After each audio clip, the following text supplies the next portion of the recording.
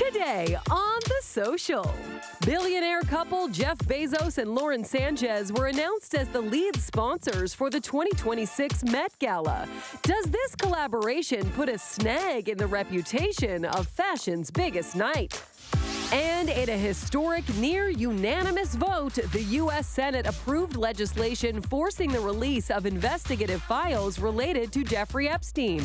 But has this long-haul process been a win for the survivors? Then, 'tis the season for holiday movies, and we've got a menu of cocktails, mocktails, and munchies to go with them, from Christmas star Andrew Walker.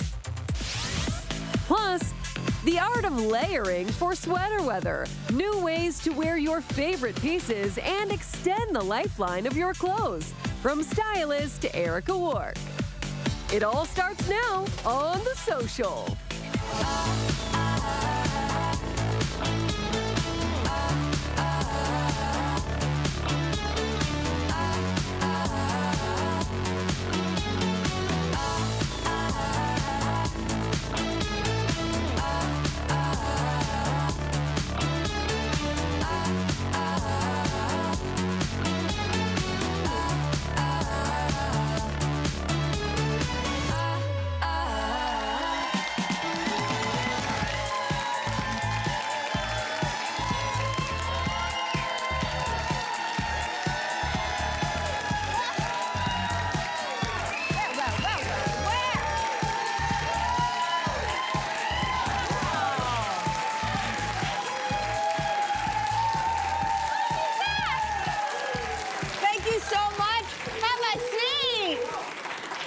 First of all, I see some guests who were here yesterday. We love our returnees. Yes. And I also heard a little birdie told me George Brown College is in the house. Hey! College in the So house. nice. Welcome, everybody. We are thrilled to have here with us one of Canada's top freestyle skiers on the panel today. She's Canada's chef de mission for the Milan Cortina Olympics and an Olympic gold and silver medalist herself. Jennifer Heil joins us.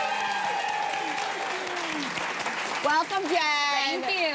So good to be here. I was saying to you that I was co-hosting the Olympics when you did your mogul magic. So this is about 15 years later. It's a nice reunion. It's a nice reunion. And you look the exact same, oh, well, girl. thank you. Bravo there. Okay, let's kick this off, everybody. It just came out this week that Jeff Bezos and his wife Lauren Sanchez are now the primary donors for the next Met Gala. Aha. The couple is going to be involved behind the scenes, well, a little bit behind the scenes, a little in front of the scenes, too. This will be the first time that the Met Gala is going down since Anna Wintour stepped down from her role as Vogue's editor-in-chief. A lot of backlash to the Bezoses, is that how you say them? The Bezoses having a hand in this iconic event. So, Jennifer, does this tarnish the reputation of the Met Gala? Great question. So, first of all, I love the Met Gala. I watch it every year. I'm on the stream. Definitely fashion's biggest night. Look, I'm from the world of sport and art rely on sponsorship. They rely on philanthropy. None of this can get done without that. So I think it's really important that we call that out. I'm also from the world of tech. And so I'm a tech CEO and founder. And I think it's important for people to give back where they care, where they can have impact. I'm building in women's health. I hope to be able to give back and have impact in that space. So I think all of that's really important. So you see that as like Bezos is that's positive. That's a positive thing. Like he's going in. We don't really know yet, right? So if this is a philanthropic donation, we all, like, the arts and culture need that. But I think it's really important that we do question where the money comes from, what the intent is. I don't think one individual or family should have too much influence or undue influence on an entire institution. So, Interesting. That's a lovely answer. I feel very differently. I think the Met Gala is over.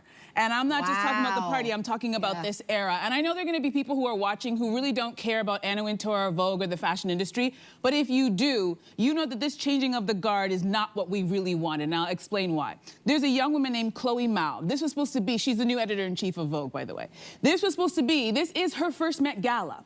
This is a big deal for her. You're following in the footsteps of Anna Wintour. I was looking forward to seeing her fresh ideas, what she was gonna do, but instead, all the headlines are about the donors, Lauren Sanchez and Jeff Bezos. And according to People magazine, they're not gonna have a little bit of a say-so. They're gonna have, according to People magazine, sizable roles behind the scenes of the 2026 Met Gala. So that means for Khloe, who's waited a very long time and worked really, really hard, she's not gonna get her vision seen. It's gonna be, let's be real, it's Lauren. Jeff doesn't really care. Wait a minute. Jeff is the head, Jeff is the head, Lauren is the neck. She's deciding what direction. And no one can convince me otherwise, and I feel horrible for Khloe and for the industry, because you want someone you're gonna take over. We appreciate the money, and that's fine, but for you also to have say-so when you don't have the experience and the know-how and the connections to all the designers, makeup artists, photographers, when you don't know those people, but you just want the cultural cachet to say that, yeah, we're gonna invite our friends. I feel like this new era of billionaires, I'm gonna let you in. This new era of billionaires are not like the billionaires that we grew up with, like Bill Gates and Warren Buffett, who are like, listen, I got the money and I'll donate, but I know my lane. I'm gonna do what I do best and let you do what you do best. We're seeing a shift that I'm frankly not a fan of. Okay, so I had a bunch of points in there, but I'll just try to consolidate, which is that I had the same reaction yesterday when I heard about this, and I think that also people who make headlines knew that we would have that reaction. That's why they made it a headline, because it makes people angry. So that's, I think when you dive a bit deeper, I'm at least hopeful that there's no way you can ruin the Met Gala in 1 year. I'm hopeful that is the case. They've had a long-standing history. So you have to remember that even though they are the primary donors, there are also secondary ones. Condé Nast and Saint Laurent, plus Anna is still involved, Anna Wintour, of course. And I just feel like maybe they also, when you think about it this way, Condé Nast, which of course is this massive publishing arm that publishes Vogue, among other things, and has long been known as sort of a taste-making entity. The fact that Jeff Bezos, like he could just buy it outright and give it as a gift to his wife, right?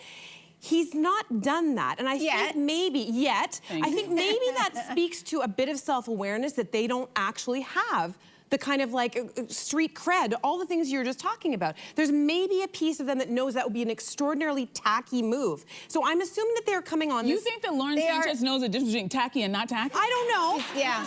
I know we're running out of time here, but I think the thing that bothers me the most about this is that the reason why we're seeing their name everywhere, the headlines, is because they bought it. I think we're in a different era of the billionaire. We're even in an era where we're talking about the first trillionaire. This is not money that we have ever seen before. We are seeing money do things that we have never ever seen it done culturally. So while we do need the philanthropist, to me there's a difference between the silent millionaire who knows their stuff and lets people do their thing. But now you are in the era of the billionaire who also wants to be famous. They don't just want the money, they also want the fame. My concern is billionaires are now buying their way into everything. Well, that's a good point. And why that concerns me as a consumer is he already owns so much of the world. If it's not just Amazon, it's the Washington Post. Yeah, Washington Post. Washington Post. Yep. It is Prime Video. It is now the Met Gala. What's he going to do next? Buy the Louvre Museum in Paris? Don't give him any ideas, Melissa. Maybe not. My concern is consolidation of power in one or two hands. It's a good point. And I think that is the beginning of the end of culture and art. Well, we'll have to see. If we start streaming it and we see like brought to you by Amazon or people picking up their costumes in Amazon boxes, then we'll know it's over. It's over. Brace yourself. Okay, let's switch gears. What is the best time of day to sit down for a holiday meal? That's a question. So Martha Stewart told the Today Show, people have opinions. Okay. Listen, Martha Stewart told the Today Show that Thanksgiving dinner should be served at 2 o'clock in the afternoon. Do we agree or disagree? Okay, this is interesting because I have one woman who's like, yes, for 2 o'clock, I got a 5, I got a 6, what do I got over here? I got a 4 o'clock. Here's the deal, regardless, it depends on what your situation is. Because if you perhaps have a lot more elderly people in your family, you may want to eat earlier. Or if you have a lot of young people in your family, maybe it's easier because bedtime and bath time, you guys, parents do all that stuff. My issue is calling it dinner at 2 o'clock. Because if dinner's at 2, what are we calling the 6 o'clock? That's dinner 2.0? Like, just call it the Thanksgiving meal. It's easier to serve at 2 o'clock because it's not dinner. We are not all going into the geriatrics of like, it's 2 o'clock dinner now. No, it's not. Well, it's a 2 o'clock meal. You actually hit it on the head because I think the reason why she called 2 p.m. dinner is because Martha's bedtime is probably 8 o'clock. I'm just saying, don't mess with Martha. Martha is the queen, and she's onto something here. Earlier big meals matter this is the athlete speaking, and the nutrition side. You have less insulin spike. You're going to feel better. You can have less craving. Okay, let's make it 3:30 or 4. Okay, let's go 4. Okay, that's a good compromise. I like that. Yeah. But I'm saying, yeah, don't mess with Martha. She's onto something. I just think our family does all the holidays, Christmas, Easter, around 4 p.m. because we know we're actually having 2 dinners. We all know this, right? So you're gonna have your first meal because everyone's starving. You've had a big breakfast, you probably skip lunch, you eat at 4, and then you're nibbling all night long. You're eating twice? Yeah. I'm coming to your house. Yeah. Have I missed something? You do the big one together at like 4, but then the food is out and everyone continues to eat. And which, and to your point, I think that's also great for our insulin. Yeah, yeah, I think, because you're not gonna have a big meal, boom, at 8 o'clock. 2 o'clock is lunch in Spain, let's be honest. So please, I agree, don't call it dinner. It's not dinner. It's a meal. It's a meal. Okay. Jen, we talked about the Olympics off the top, but your responsibility now as the chef de mission, and say it correctly, friends, the chef de mission, what exactly do you do as the chef de mission for the Winter Games? Yeah, you can call me chef for short. That's okay. Yeah, so my role really is team leader of the athletes, of the mission staff. So I have a few different roles. One is supporting the athletes, mentoring them. I've been through it with the Olympics. I've been rookie. I've been favorite to win. I've competed in Italy. Every Olympics has its own environment and its own flavor. So we're gonna have great flavors in Italy, but there's also some behind the scenes that are challenging for the athletes. So I'm helping them navigate through those and just create a positive environment. Athletes, they're ready, but they bring a lot of pressure, a lot of stress to those moments. So we're trying to clear the pathway so they can have the best performance. And yeah, I can tell you that they're looking great. We have such a strong team. Yesterday, we got to put officially the Canadian maple leaf on our back with the Lululemon kit unveil. Yeah, yeah. And honestly, I still remember that moment like it was yesterday. Like, to be able to represent your country, to wear that maple leaf, to, you know, give back to a country that's made you. It's just such a moment for the athletes. So they're riding high right now. Oh, well, thanks for stopping by and good luck. Thank you so much. Thank you. All right, you know we're going to be cheering them on for sure. So a big excitement coming up in the new year. So let's take a break now. Up next, will the upcoming release of the Epstein files mean a victory for survivors? We're going to go there. Big news and what it might mean for them after this.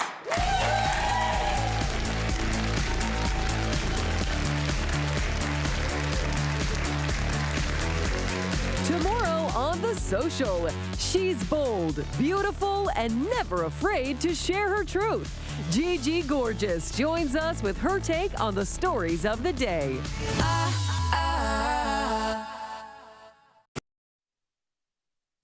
This week on The Social, from baking on a budget to spotting mind games retailers play to get your money. Tune in to our cheap and cheerful special for tips on getting through the holidays with your wallet intact.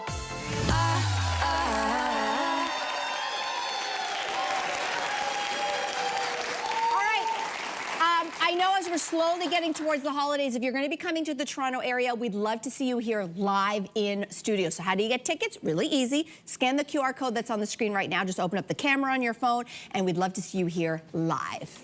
All right.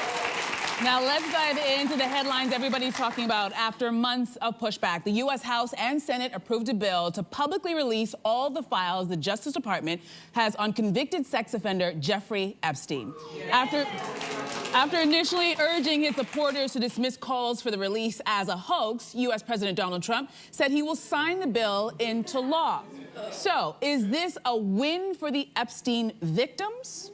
That is the question we're asking. Who wants to dive in first? Yeah, I would say, sadly, it is a win. Not sadly, it's a win. It is a win because, sadly, the bar is so low for any justice for the victims of sex trafficking and sexual violence. So why is that a win? I think there's several reasons. Number one, you got the most powerful man on the planet who's been calling this a hoax for months to actually reverse course. That is a massive, massive win. Can I just pause? Yeah, I agree with you, but he could release the documents right today. Sure. And he hasn't. A win is a win, Okay, whatever way we get get there. Okay. The other thing is, this is so validating for the victims, of which there are hundreds, if not more, who have constantly been trying to just get their voice heard and believed. Victims are never believed. So why is this a win? Not because we have anything in court happening yet, but because people are finally saying, we believe you. That is a win for a victim who says this. The other part here is, there is also momentum. This bill is called the Epstein Files Transparency Act.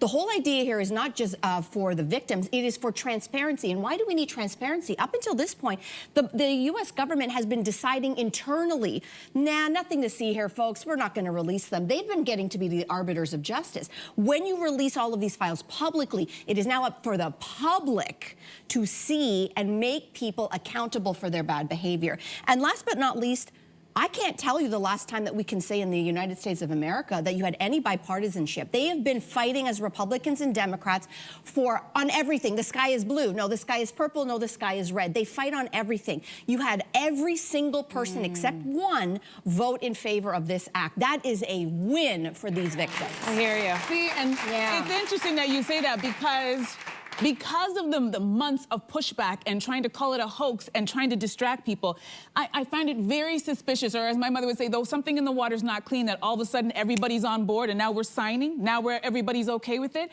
I feel like Donald Trump spoke to his lawyer and they found a loophole around this, and I have a hard time believing, and I hate saying it, but I have a hard time believing that this is gonna lead to something great for the victims. And if you're questioning it, give me the name of 3 victims. You can't name them, but you know all the men who are involved or who are speculated to be in those files, and I think that's the problem. And I actually want to take the time to talk to the U.S. media. I know you are inundated with a lot of Trump stuff, but take the time to remember who this is about. This is about the women. This is about the people, the victims, and I'm not hearing enough when I see your coverage. That's something I just needed to say. I think it's so important. We're hearing about these men every day, and I'm not hearing about the women. Even the clip of the women celebrating was like 5 seconds long. But people need to remember, now this has to go to the Department of Justice, and keep this in mind. The Department of Justice is stacked with Donald Trump supporters. So as much as you think you're gonna get transparency, he put those people in place for a reason. And there's still an open investigation, and it's still gonna take some time, and they can't touch on certain names. So I have a feeling that at the end of this, the victims are, sadly, I hate to say this, are not gonna get the win that they think they're gonna get. I'm sorry. Yeah, I'm kind of in both minds. Like, I don't think it's a win for the survivors. I think only way it's really, truly gonna be a win if Trump and any of the other men who are named in doing all of these horrifying things are actually held accountable. Like, that will be the win. We see many of the people who are named in jail admitting blah, blah, blah.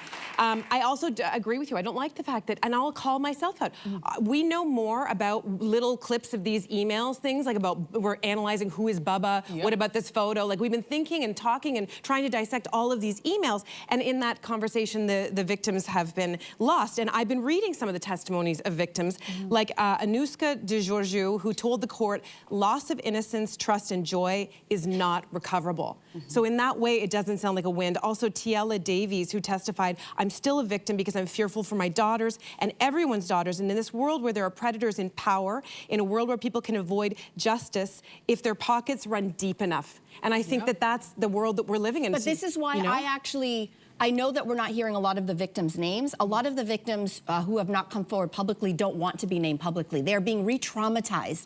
They don't want their names out there because they don't want to relive the horror. So I think there is a reason to protect victims, but I do want to know all the names. Yeah. Because when you say, what is justice? Yes, justice is getting all of these horrifically rich, perverted men who've been accused of all of these terrible things, get them into jail. Let's be honest, right?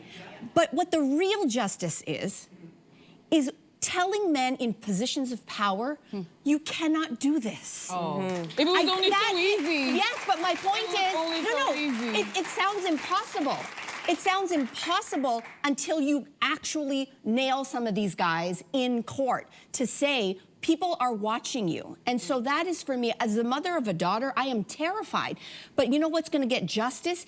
Put their names out and put them to trial. And also get them to remember they are the fathers of daughters. Correct. Yeah. So to be continued. Yeah, we'll see. I feel like this is not over, but we are going to take a quick break here on the show, and then we are going to be getting into the festive spirit with some cocktails, mocktails, and munchies. We need a drink. I like that trifecta. So stay tuned. That's coming up next.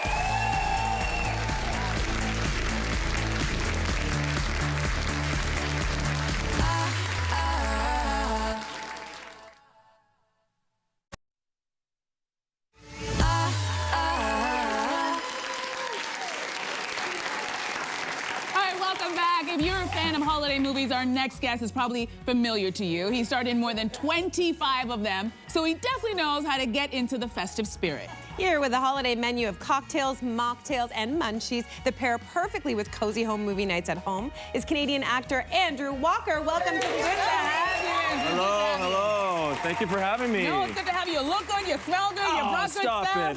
That's the scones. That's all. Yeah. All right, we'll Not blame the me. scones. All right, so Andrew, you starred in so many, I said 25, over 25 movies. Jingle Bell Run. Just clap if you guys want to, because I know you know that. Dashing Through the Snow, Christmas Island, and Three Wise Men and a Baby, just to name a few.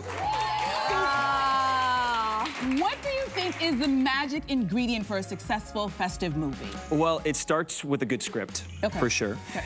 We have great supporting cast, but it really comes down to the chemistry between the male and the female leads. I think that's the main thing, right? That's the secret ingredient, and I've been lucky to work with some amazing females along the way. So Nice. So cool. Well, in addition to acting, you used to be a former juice bar owner. Yes. And you also created a line of festive sips and bites as well, with your eldest son, Wes, which is super cool. Aww. So we're gonna actually try some of these drinks today, and you're gonna pair these with a movie, a must-watch holiday movie, all available to stream on Crave, so we wanna let everybody know that. So let's start with the fun classic, which is, of course, The Grinch That Stole Christmas. Dr. Seuss's How the Grinch Stole Christmas on Crave. What is the drink that we should pair while watching this film? Well, who doesn't like cranberries over the holidays, right? You think of cranberries, kind of the holiday theme. So this one, you'll see a theme with all of my drinks and the bites.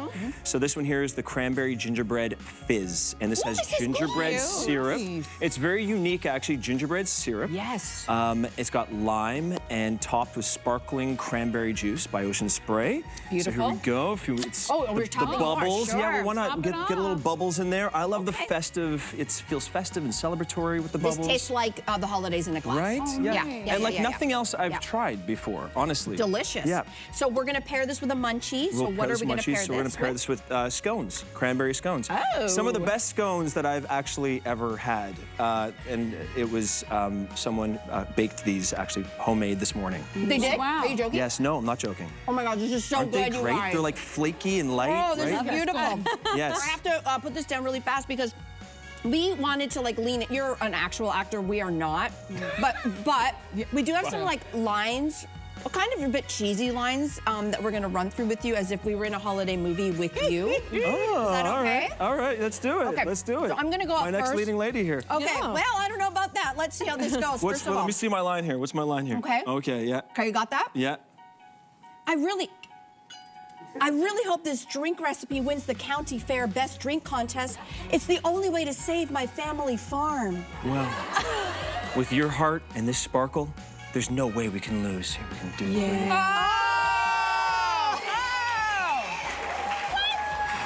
And then we have to give each other that look. Oh, there we go, yeah. You're pretty good. She's pretty good. She's pretty good. Yeah, pretty good. Oh, God. Melissa just set the bar way up here. Okay. Okay, so our next movie is a funny and heartwarming holiday film starring Kristen Stewart, Aubrey Plaza, and fellow Canadian Dan Levy. It's called Happiest Seasons. So what are we drinking with this one? The cranberry pomegranate spritz. Ooh, sounds good. And this one has apple cider, I'm gonna take this fresh lemon, topped with the sparkling cranberry pomegranate juice. And this is great for fireside, cozy nights. Maybe, you know, kick your feet up, watch a Hallmark movie. Potentially. I like that idea. Yeah, That's a good idea. Yeah. This is really, really good. It's nice, isn't it? So now I'm gonna put my acting chops. Good luck to the test. Okay, Good luck after that, like, Emmy Award-winning performance. Good grief. All right, so here is my line. Let's make sure that I have, okay. Okay. Okay, yeah. I was only supposed to come here for the holiday fair to help my mom not fall in love with someone. Well, if it's any consolation, I fa-la-la-la fell for you, too.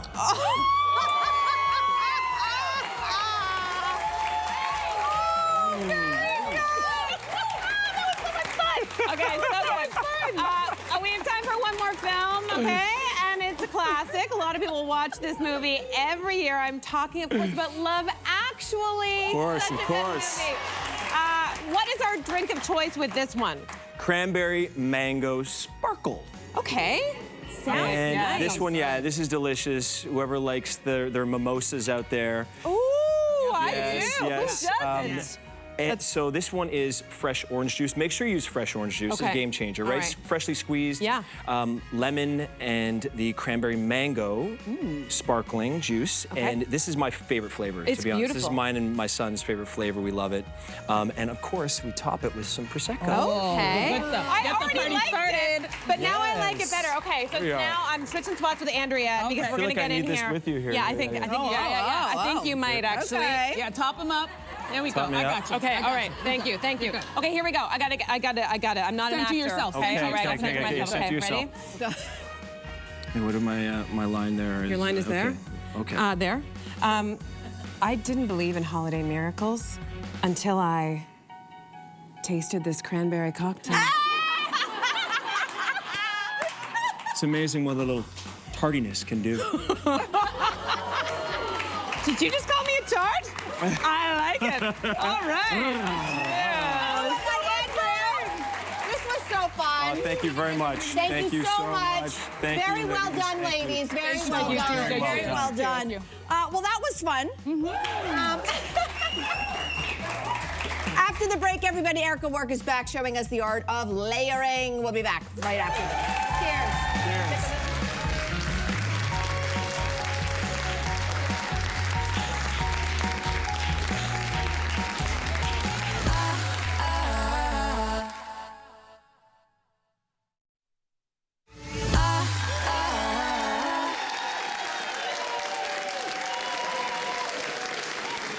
Welcome back. As Canadians, we're no strangers to the concept of layering when the temperature drops. But our next guest says there's an art to it. Yeah, very much so. So here to show us how to go beyond the basics and put together layered looks like a pro, stylist Erica Work is back.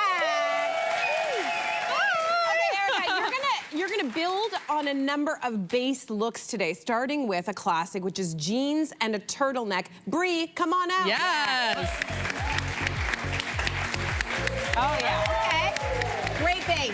Love it. Excellent base. Great base. Okay. So these are all items you'd likely have at home. The classic black turtleneck, a great pair of medium to dark wash jeans, and in this case I did a cute little chocolate brown sock boot because this style of jean is more of the barrel, so it's slightly cropped and has sort of goes in at the bottom. So rather than doing a wide boot, we went with the skinnier boot. So now we're gonna take this look to the next level, starting with Oh, wow. a corset. Okay? I'm sorry. Things are getting a little sexier up in here. Oh my gosh. I was in the mood after watching your cocktail segment. Oh wow. Okay, this is We're getting things a little fiery, a little bit more fired up now. We just went from the corner store to the club. We certainly did. We certainly did. Are you kidding And me? this is why a simple base like a turtleneck and a jean can just take you so many ways and directions. Oh my gosh. So now we're gonna snatch that waist. Okay, snatch that way. Woo! Okay, so this my girlfriend made, Marie, Yeah. from Atelier Savoy. Her corsets are unbelievable. She also makes ones that don't have the bust, so you could just do it almost like an oversized belt Yes. for the same effect. And the beautiful thing about this is you don't have to wear it just on its own, although you could. Okay.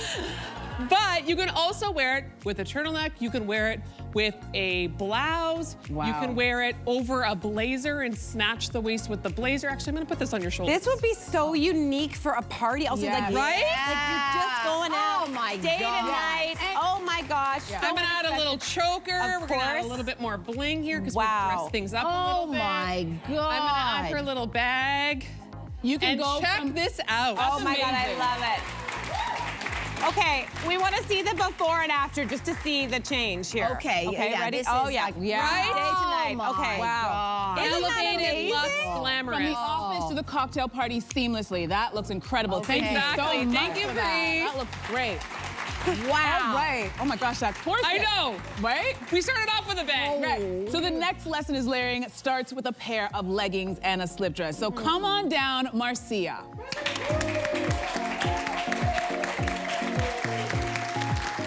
Okay, we're edging into the holiday season. Yeah. So I wanted to show something that can easily be translatable from, you know, all walks of life, something that you can wear to the holiday season and beyond. So I started off with this beautiful burgundy slip dress. I love the lace detail. This is from H&M. I also love that it's cut on a bias, on an asymmetrical hem, because there's lots of ways you can restyle this and play with it. Underneath, I styled it with Hello 1980s, a stirrup pants. They're back, and I love it. These are from the Gap, and what's really great about these in particular, though, is they're made out of a ponte fabric, so they're extra thick. In other words, they fit like a pant, but feel like a legging, so they're incredibly comfortable. Gotcha. So really, you can wear them for so many different occasions. Now, we're gonna layer this baby up. I'm gonna take that same burgundy tone, and we're gonna add a gorgeous sweater. This one's from Banana Republic in cashmere. Oh, cashmere, yes. And you guys know I love, when it comes to layering, I love to work with different textures. Yeah. Yes. Especially if you're gonna be wearing the same colorway, you wanna make sure you're breaking it up. Yeah. Now, as you can see here, things are a little bit out of balance. The proportions are off. The key to that is my good old elastic hack. Okay. Because what we're gonna do is we're gonna actually transform the sweater to make it more cropped. Okay. Because we want it to hit at the natural waist so that everything else flows perfectly in the rest of the look. Okay. So we're gonna. Are we top this- purposely cropping her? We are, gonna Melissa crop the Grelo. sweater. She's gonna be doing this every day now. Yeah, for everything. Okay, so you're gonna flip it over. You're gonna take a piece of the fabric. You're gonna put the elastic around one or two times. And then it kind of creates this really nice knot. And then you're just gonna flip it over, comme ça. Oh, that's And how you now do that. it suddenly hits Got a like waist. 2 or 3 inches higher. Oh, she's not done though. Oh, you have a she's little not snatch done. She's We're not gonna pop a done. beautiful coat over top. This one's from Mango, which I picked up in store. Yes. Right here in Toronto. Of course. We're gonna add a gorgeous necklace to add a little bit more of an elevated feel and that pop of gold. Wow. We're going to add a little bag and check her out, ladies and gentlemen. Okay, wait. I want to see the before and after. So let's see the before and after. Look at that. Right? Yes, What world yes, of difference. yes. That looks incredible. A few Okay. simple steps my can gosh. really elevate your look. Okay, well, Thank this is you. stunning. Yeah. Thank you. So much. Wow. Okay, so let's stick to some basics, some staples we probably all have in our closet. Last look, we're gonna layer on top of a slip skirt paired with a blouse. So let's see this base with chin. Come on out, chin. Okay, already gorgeous. Great basics, Already right? gorgeous. I already love this We've got skirt. this Yeah. beautiful cowl neck blouse, sleeveless. This one's from Mango. And then Yes. this gorgeous skirt in pistachio green from Reformation. And then I finished it off with some really great suede boots with grommet details from Aldo. Now we're gonna level this up. We're gonna add a sweater vest over top in a slightly darker shade of green. Okay. So don't be afraid to mix different shades of one color in one look together. Right. The key is similar to when you're doing monochromatic. You just want to make sure you're using different textures. Fabrics. Yes, now, yes. Now see how this sort of is cut a little bit higher here? Yeah. We're actually going to now tuck this in. Tuck in the shirt under. Tuck the got shirt it. in Yeah, under. Yeah, okay. So now it doesn't break the line. Okay, Okay, got it, gotcha. yeah. I'm gonna pull the cowl neck out a little bit though, Ooh, for like that a pop nice of color. bright Right. cream by her face. I'm going to reveal some statement earrings. This is very live TV nice. after all. Oh, yeah. There you go. Gorgeous. And as you can see, it even has that beautiful pistachio green in there. I'm gonna add a suede jacket on her shoulders. Boop. Red. To tie the brown in from her Oh, boot God, that up looks top. Good. She's gonna add good. some beautiful Glove. chocolate Oh, brown leather yes. gloves. Yes, So we're going good. for Oh it. my gosh. And then we are going to finish it off with one more shade of green, this really beautiful sort of olive sage green, Yeah. to tie the whole look together. Oh my And I goodness. think, guys, Okay, you put this might it be together. my favorite one. We're gonna quickly show you the before and after. So we'll show you the before and the after. look at that. Beautiful. Wow. Okay. So good, right? Let's So see good. all the looks out one more time. Come on out here, ladies. Honestly, Erica, so on. great. Nice. So inspiring. You make us You make winter something to look forward to. So great. Thank you, Chin. You can head to our YouTube channel after the show for a recap of everything you saw here today. And up next, everything you need to know about Looksmaxxing, which is actually an online trend targeting boys and men. Do not miss it.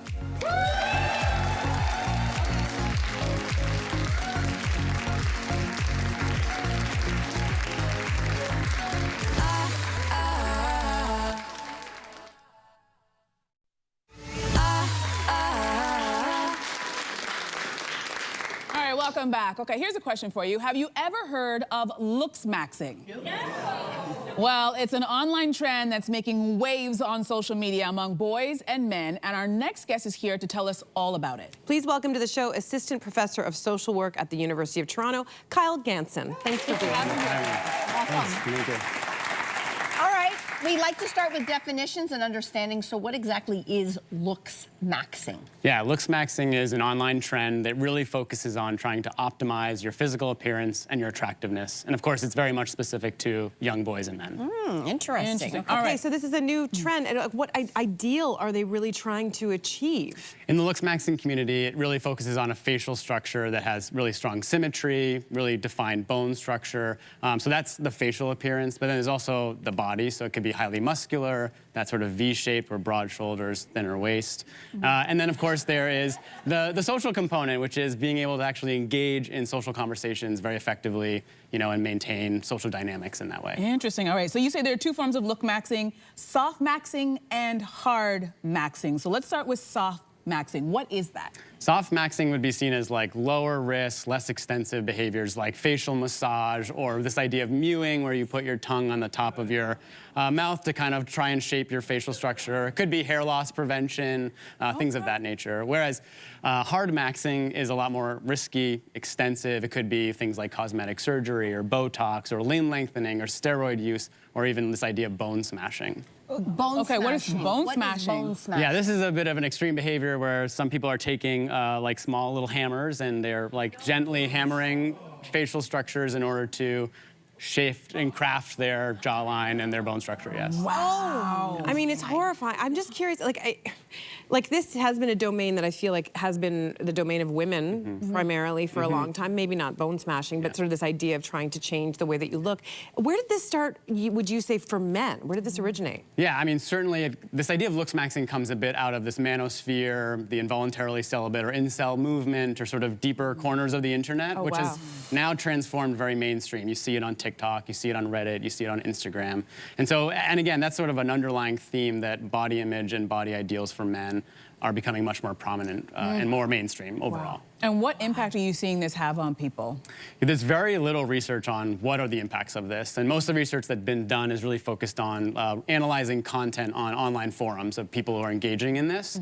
I'm doing some research now actually interviewing people who are engaging, and they talk about things like you know, body comparisons, facial comparisons, body dissatisfaction, and all that can lead to eating disorders or body dysmorphic disorder. And in fact, I'll say that there was actually in Ontario from 2002 to 2019, there was an over 400% increase in pediatric hospitalizations for boys. So this is really becoming a bigger issue that we need to be thinking about. I mean, I'm going to ask about any potential positive sides, but what is the social impact of this kind of behavior? Well, I think that's becoming much more focused on appearance as a primary mechanism of engagement, of status for young people, and particularly young boys. They see it as the only way to maybe date somebody or feel competent within their social environment. Okay, you mentioned something earlier because you said this was potentially coming out of the incel movement, which is involuntary celibates. We've talked a little bit about them in the past, but and so this is in that which seems very misogynist as a movement.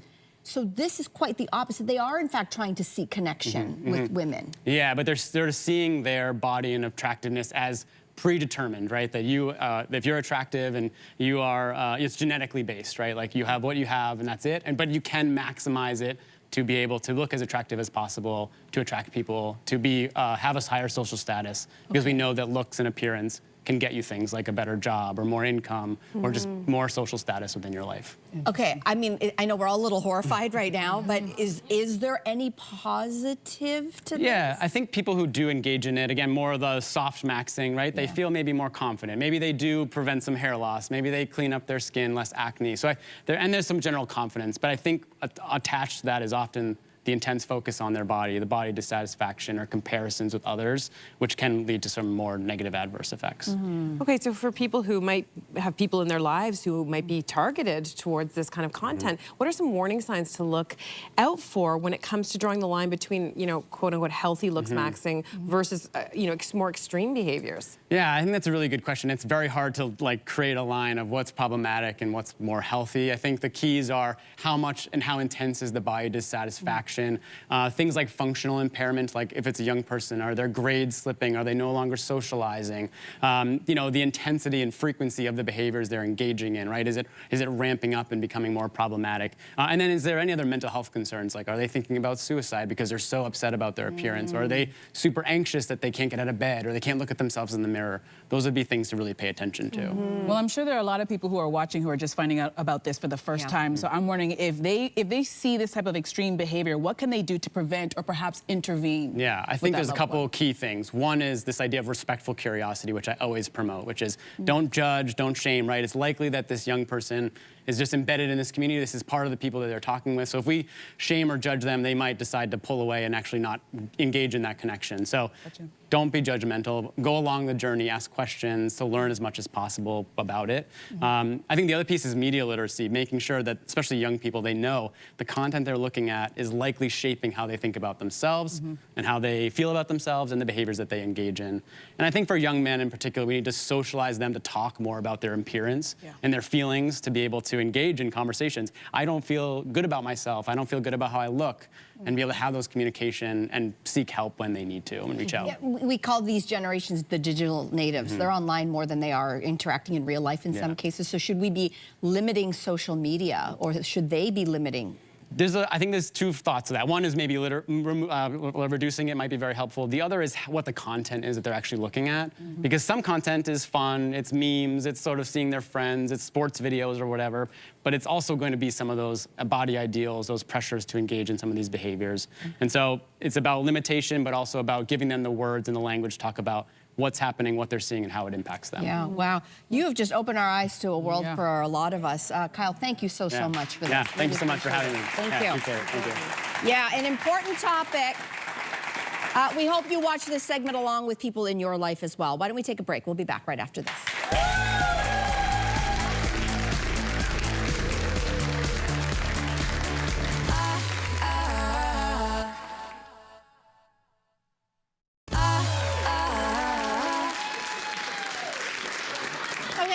Keeping up with this, but tomorrow on The Social, Wicked for Good hits theaters Friday. Oh my God, so excited. So we're going to be enjoying some recipes for wickedly delicious desserts inspired by the movie on tomorrow's show. Also, YouTube star, I'm so excited, Gigi Gorgeous is going to be joining us on the panel tomorrow. A big thank you to all of our guests. We are still enjoying the treats with Mr. What did we call him? Mr. Christmas? Andrea. She can't speak. Andrea, you want to share? You were really good at that. You were really good. You should be in a holiday movie. No. Do it. Right? Yeah. But that was a lot of fun. That was a lot of fun. Thank you so much for joining us. Thank you, audience. You were phenomenal. And we'll see you same time, same place tomorrow. Bye.